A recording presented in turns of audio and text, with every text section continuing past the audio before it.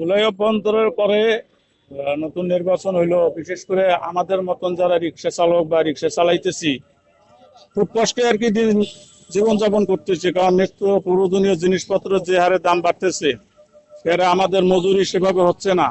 আর রাস্তাঘাটে গাড়ি আমরা চালাই, মনে করেন যে বিভিন্ন জায়গায় পুলিশের হয়রানি, বিভিন্ন ধরনের দেখা যায় আমাদের জরিমানা হয়।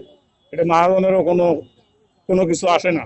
সবকিছু মিলে আমাদেরকে মানে বিশাল একটা বিভ্রান্তির মধ্যে আমরা এই শহরের মধ্যে চলাফেরা করতেছি।